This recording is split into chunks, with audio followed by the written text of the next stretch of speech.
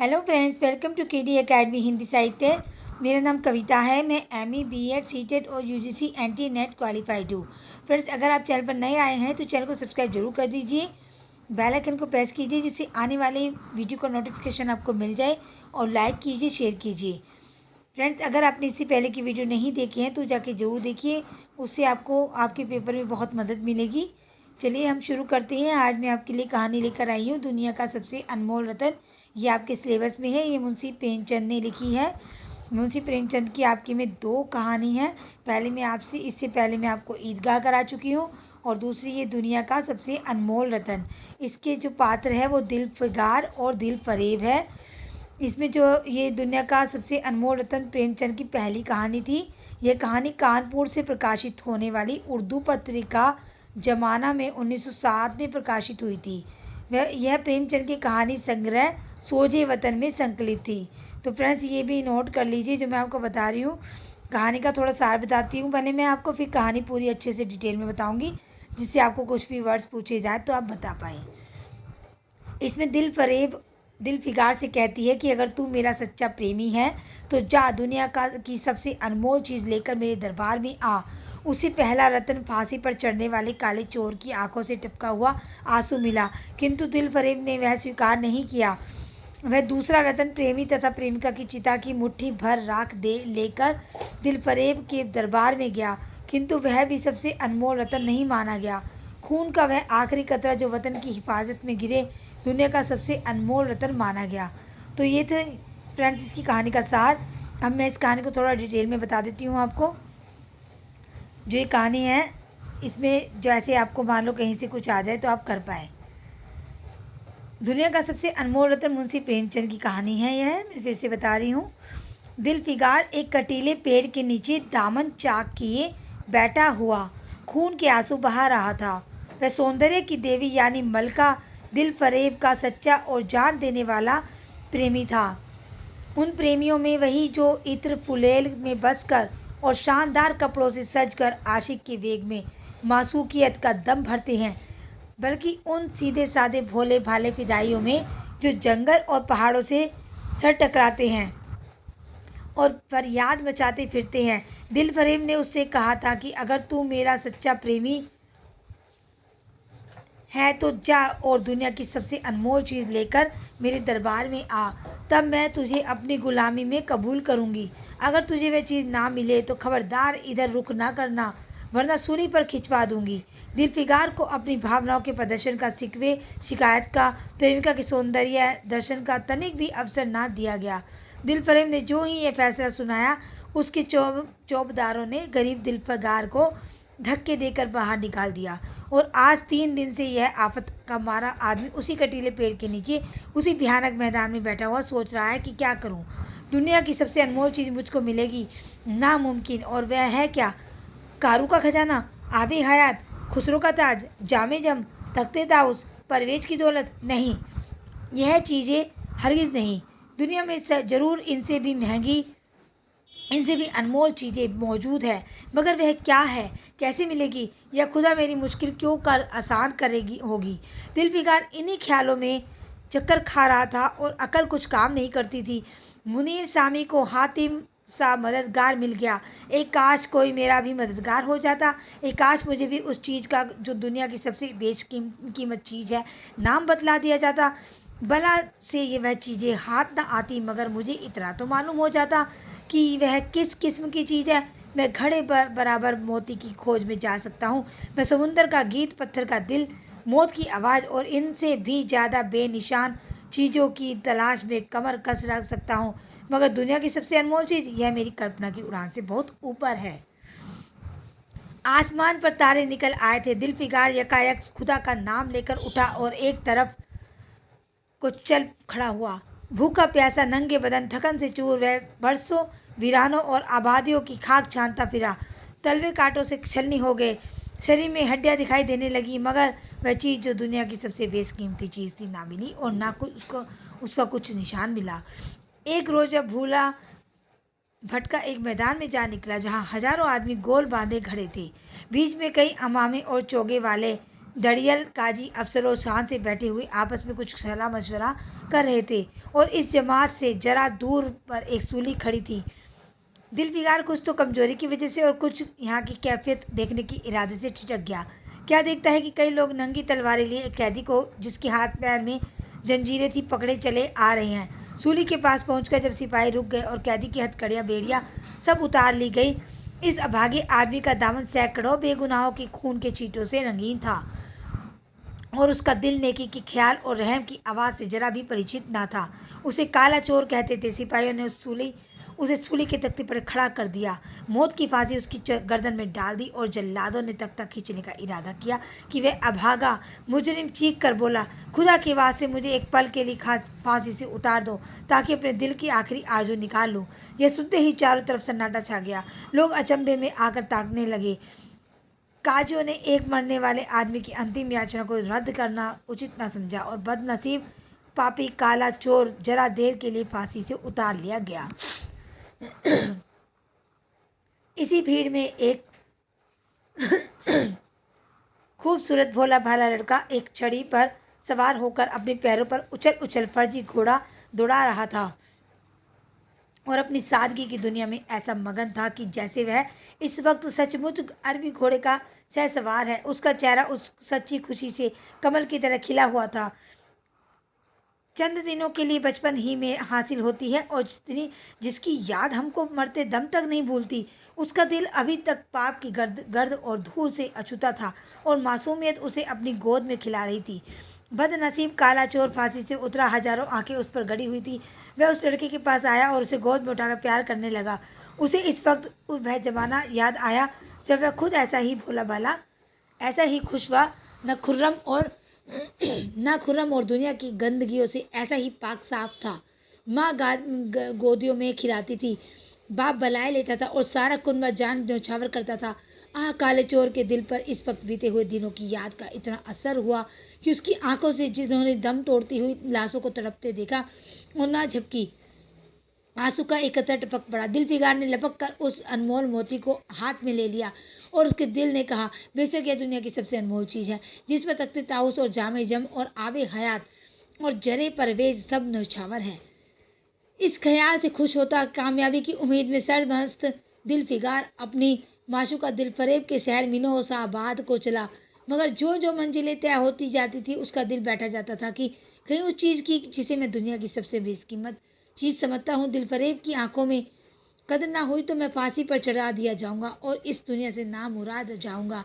लेकिन जो हो सो हो, अब तो किस्मत आजमाई है। आखिरकार पहाड़ और दरिया तय करते हुए वह शहर मिनोसाबाद में आ पहुंचा और दिलफरेब की जोड़ी पर जाकर विनती की कि थकान से टूटा हुआ दिलफिकार खुदा के फजल से हुक्म की तामील करके आया है और आपके कदम चूमना चाहता है।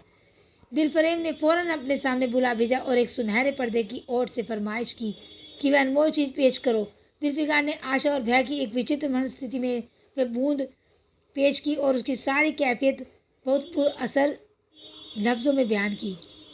दिलफरेब ने पूरी कहानी बहुत गौर से सुनी और वह भेंट हाथ में लेकर जरा देर तक गौर करने के बाद बोली, दिलफिकार, बेशक तूने दुनिया की एक बेशकीमत चीज़ ढूंढ निकाली। तेरी हिम्मत और तेरी सूझबूझ की दाद देती हूँ, मगर यह दुनिया की सबसे बेशकीमती चीज़ नहीं। इसे तू यहाँ से जा और फिर कोशिश कर।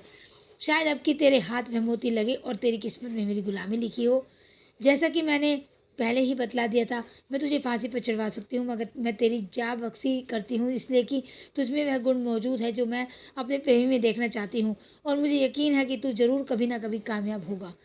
नाकाम और नामुराद दिलफिकार इस मासूकाना इनायत से जरा दिलेर होकर बोला, ए दिल की रानी, बड़ी मुद्दत के बाद तेरी डोरी पर सजदा करना नसीब होता है।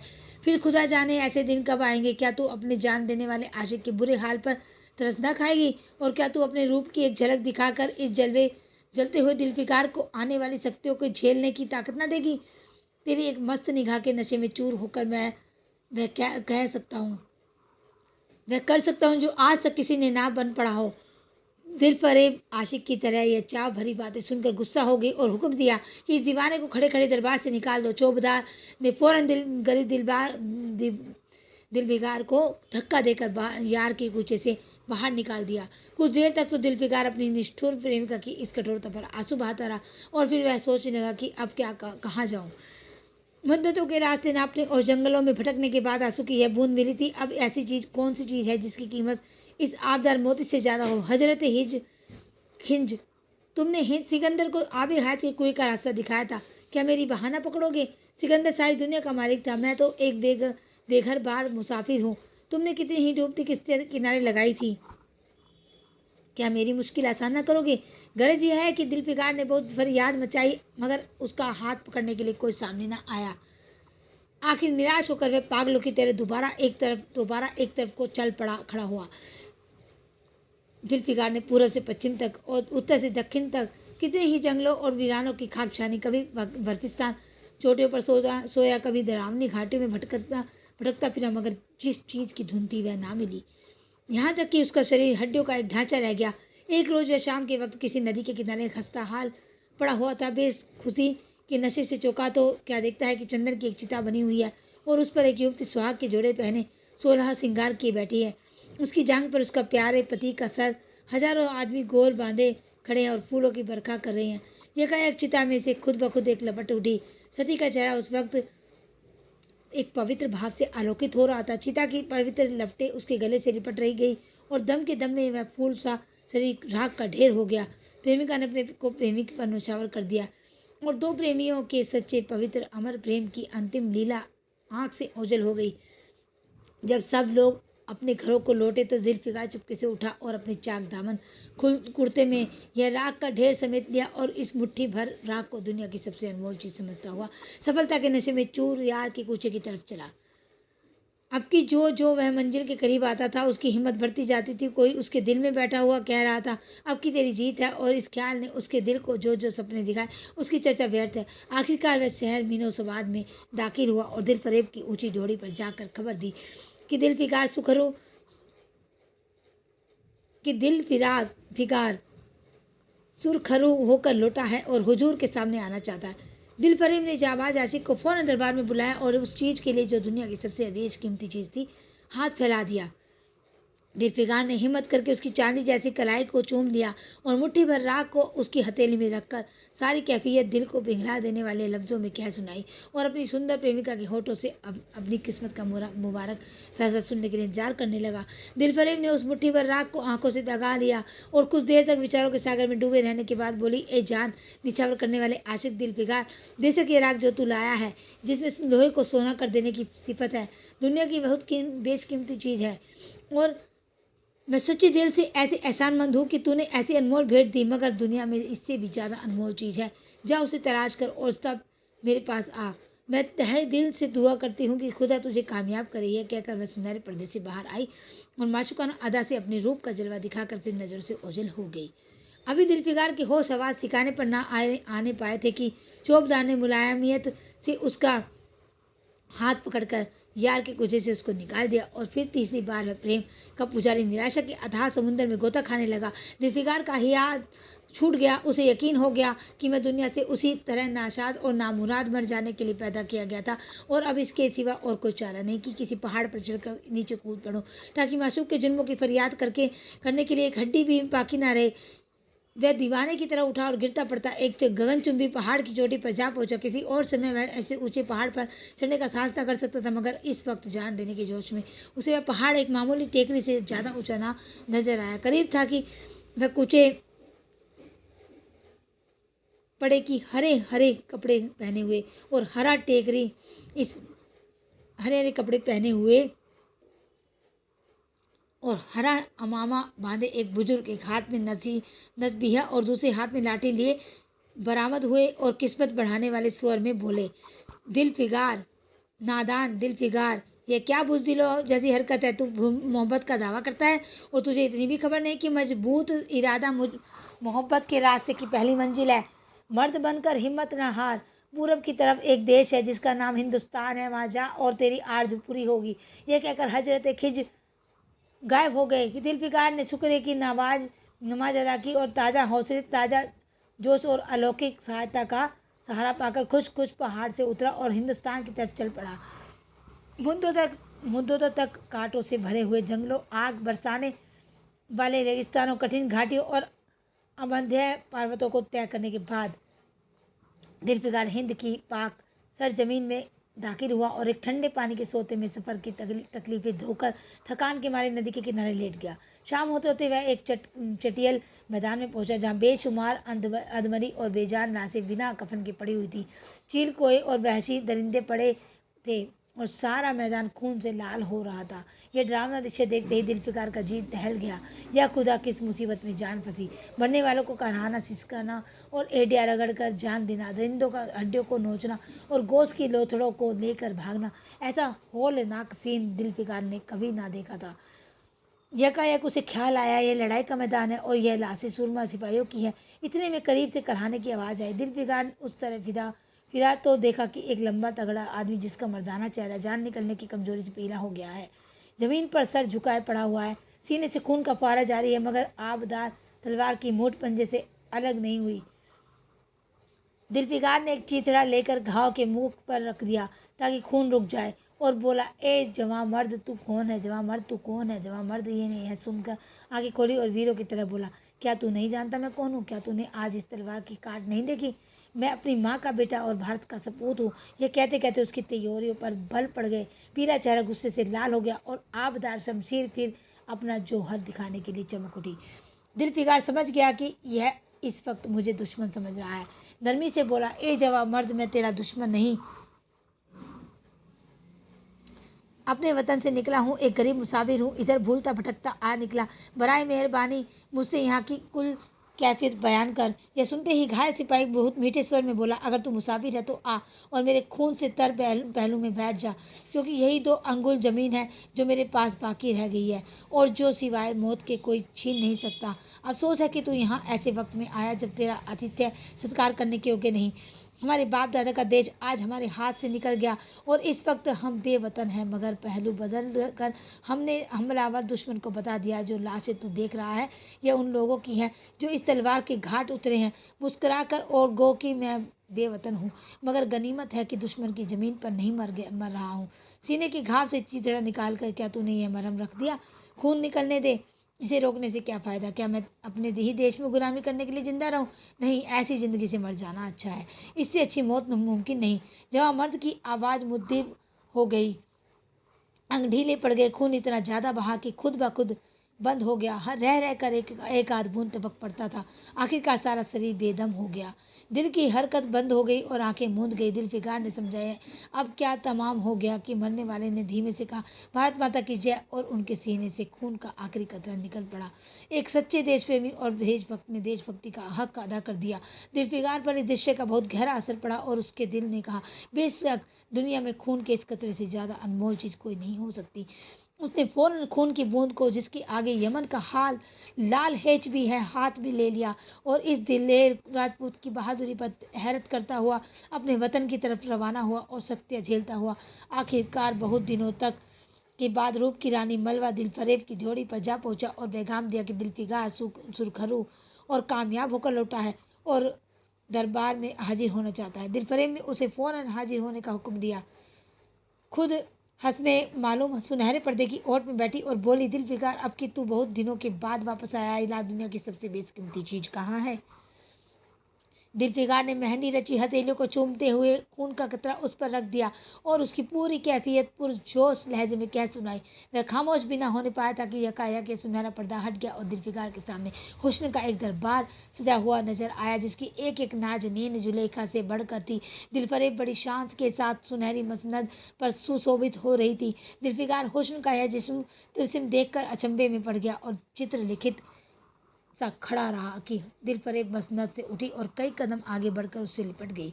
गाने वालियों ने खुशी के गाने शुरू किए। दरबारियों ने दिलफिकार को नजरें भेंट की और चांद सूरज को बड़ी इज्जत के साथ मसनद पर बैठा दिया। जब यह लुभावना गीत बंद हुआ तो दिलफरेब खड़ी हो गई और हाथ जोड़कर दिलफिकार से बोली, ए जानिसार आशिक दिलफिकार, मेरी दुआएं बर आई और खुदा ने मेरी सुन ली और तुझे कामयाब व सुरखरू किया। आज से तू मेरा मालिक है और मैं तेरी लौंडी। यह कहकर उसने एक रतन जड़ित मंजूसा मंगाई और उसमें से एक तख्ती निकाली जिस पर सुनहरे अक्षरों से लिखा हुआ था, खून का वह आखिरी कतरा जो वतन की हिफाजत में गिरे दुनिया की सबसे अनमोल चीज़ है।